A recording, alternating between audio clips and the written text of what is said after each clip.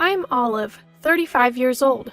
Since graduating from college, I've worked as an office clerk in the fashion industry. I've always been committed to my job, and it's been like my romantic partner. I climbed the corporate ladder quite smoothly because I love what I do. However, working in a predominantly female company meant fewer chances to meet someone, so my love life was rather limited. Once I hit 30 and saw everyone around me getting married and having kids, I decided to sign up for a dating service. That's how I met George. From the first date, George was laid back and easygoing, the total opposite of me, who's always in a hurry and rather impatient. At times, I thought he was a bit unreliable, but then I realized that's something I can handle. I decided that George could fill the gap where I lack easygoingness and chose to marry him. George was raised by a single mother, but neither he nor his mom were interested in living together after we got married. The often told tales of mother-in-law and daughter-in-law conflicts had me relieved that neither of us wanted to live together. When I met my mother-in-law for the first time before our wedding, she seemed to be sizing me up with a critical stare. That confirmed my feelings that I didn't want to share a home with her. No living with my mother-in-law, and a new chapter begins with George as a married couple. We'll make compromises even when our values clash. That was my resolve. So, a month into our adjusted married life, something completely unexpected happened. "Hello, Olive. How are you? Still no baby? I want to see my grandchild already." "Hi, mother-in-law. It's been a while. What brings you here? What's in the bag?" "Oh, didn't George tell you? I've decided to move in." "What?" Of course, George had never mentioned any such plans to me. Both he and his mom had told me before our marriage that neither of them was interested in living together. So this was a complete curveball. "Hey, mother-in-law's here at the house. She says she's moving in? What's going on?" "What? Mom did mention feeling lonely, but I never heard anything about moving in. I mean, I told her it was okay if she felt too lonely, but living together?" I hid away to make the call, and when George said that, I unintentionally let out a "What?" "Why did you say it was okay to live together without discussing it with me? She probably got the wrong idea. Aren't these the kind of decisions we should be making together?" "Well, I thought having Mom around to help with chores might be nice." When I had greeted her at her home, the last thing I felt was that she could handle household chores. The kitchen was coated in dust, clearly untouched for a while, and the whole house was cluttered. It was nowhere near what you'd call neat. "I want to enjoy my lunch, so I'm gonna hang up now," he said, and abruptly ended the call. Just as I was getting used to life with George, the idea of adding mother-in-law to the equation was overwhelming. While I stood there in disbelief, my mother-in-law called me over, looking annoyed. "Olive, your stuff is in the way. Move it already, will you? Honestly, you can't raise a kid in such a cramped house." "Well, George and I have decided not to have kids. I'm 35 and George is 38. Having a baby past 35 is considered high risk, and I wanted to focus on my career. So we had agreed before marriage to live a peaceful life, just the two of us." I said that mainly to keep my mother-in-law at bay, so we wouldn't have to face daily nagging about grandchildren. But my words set off mother-in-law like a firecracker. Her face turned beet red with anger. "Why? I can't believe you're married and not planning to have kids. I raised George all by myself, and you say you want to live a spoiled life?" "I respect that you raised George while working, but we've decided—" "I don't want to hear your excuses. You're the worst daughter-in-law." My attempt at pacifying mother-in-law had spectacularly backfired. She stayed furious and spent the next while berating me, not even allowing me room to defend myself. "Hey, I can't live with mother-in-law. She's been making a big fuss about wanting grandkids again today." After George came home, I discreetly talked to him about the day's events in our bedroom. George, however, was only half listening, mostly engrossed in his smartphone, offering occasional disinterested replies like, really? Eventually, he put his phone down, got into bed, and closed his eyes. George, are you even listening? I was listening, but Mom's lonely, so what can you do? I owe her for raising me as a single mother. I want to repay her kindness.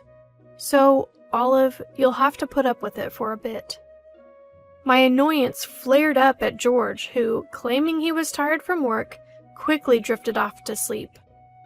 I was frustrated firstly with having to pacify my mother-in-law who's been going on and on about wanting grandkids, and secondly with George for unilaterally deciding we'd live with his mom. I'd heard that marriages are built on compromise. I knew families successfully managed to live with in-laws. Day one was a disaster, but to continue my life with George, it looked like I'd have to be the one making sacrifices. Waking George up to vent my anger was out of the question, so I accepted our living situation. Later, I'd realized this choice was a mistake. I often found myself wishing I'd shaken George awake that night, given him an ultimatum between his mom and me. Because the next day, mother-in-law's harassment began. Olive, just because you work doesn't mean you can slack on housework. George and I are starving, so hurry up and make dinner. Okay. When I got home from work, George had already returned and was watching TV with mother-in-law in the living room. George isn't someone who can't cook. Before, if I came home late, he would have dinner ready for me. Yet today, for some reason, he'd done nothing. Even the dishes from the morning were still in the sink. He seemed to be enjoying a quiz show with mother-in-law while I was left to prepare dinner alone in the kitchen. When I finally laid out the meal on the table, mother-in-law twisted her lips in disapproval again. What's this? Mostly frozen food, huh? You think it's okay to feed this additive-packed stuff to an elderly person? I'm sorry, I've been busy with work. Being busy with work is no excuse. Has George been eating like this every day since you got married? Poor guy. If his health goes south, it's on you. While mother-in-law angrily scolds me, spitting as she speaks, George quietly eats his meal. George, who side glances at the TV and seems to be enjoying himself while his wife is being yelled at by mother-in-law, doesn't seem like the George I know. Throughout dinner, mother-in-law never stopped complaining at me. A wife who can't even cook and won't have kids is the worst. George could have done so much better. Prioritize George and me over your job. She kept going on and on until I was so mentally worn down, I couldn't even understand what she was saying anymore. That night, I broke down crying in our bedroom. The thought of this life continuing was unbearable. George seemed surprised to see me cry. I told him I can't live with mother-in-law anymore, but George looked exasperated. My mom is important to me, so I want you to treat her with respect too, he said before falling asleep. I couldn't even muster a rebuttal to George and cried until I fell asleep. Life with mother-in-law, filled with nothing but suffering, continued as it was. George doesn't have to do a thing. Housework is a wife's job. Once mother-in-law said this, George truly stopped doing any chores. I continued to juggle work, household tasks, and being yelled at by mother-in-law. When mother-in-law found out George and I had separate finances, she started demanding money from me. You're my son's wife, so giving me an allowance is your natural duty. She demanded money with this ridiculous reasoning. I was so tired of being yelled at that I just gave her the money, thinking if it could be solved with cash, so be it. My home no longer felt like a place to relax. When heading back home after work, my feet felt as heavy as lead. I spent days wondering how long this life would continue, feeling utterly hopeless. Then, a pivotal incident occurred. I'm home. What's going on? Come here for a second. I arrived home that day, burdened with yet more emotional stress. Waiting for me at the entrance was George, his face twisted in anger. George, who had greeted me at the entrance, pulls me into the living room. There, sitting on the sofa, mother-in-law looked downcast. Did something happen? This is all Olive's fault, isn't it? You must have done something." It was the first time I had ever seen George angry. Although I was shocked, I racked my brain. I had no recollection of doing anything to make mother-in-law feel this way. Feeling agitated, George finally told me what was bothering him. "I heard you've been making snide remarks to my mom every day when I'm not around. She even told me you only cook when I'm here, so she's not getting meals. What's your aim in being nasty to my mom?" I was dumbfounded and couldn't speak. George had fallen for the lies mother-in-law had fed him. It was mother-in-law who had been making snide comments when George wasn't around, even complaining about the food like, "Isn't this too salty? It looks awful." Yet I had never stopped serving meals. I was certain I had fulfilled all of mother-in-law's demands. "I haven't done any of that. I cook even when you're not here, and I've never made any nasty comments." "Stop lying." As George scolded me, mother-in-law looked over his shoulder at me and grinned slyly. George had decided that I was lying and took mother-in-law's words as truth.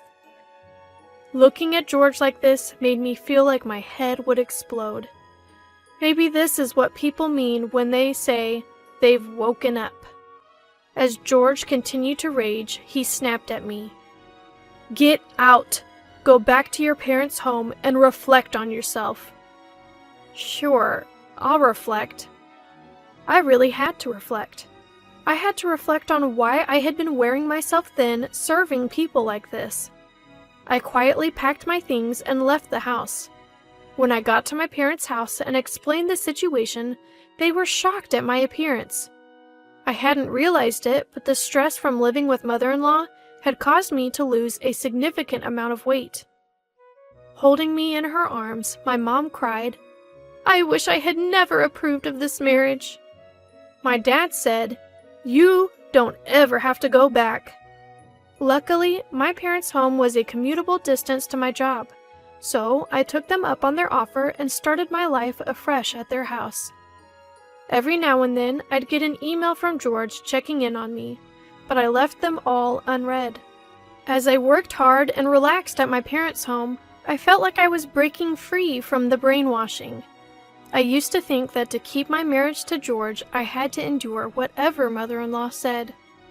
But a marriage with a husband who prioritizes his mother over his wife is not worth keeping. It took quite some time before I could look back and laugh at what a fool I'd been. Have you cooled your head yet? Yes, I feel much clearer now. Thanks for sending me back to my parents.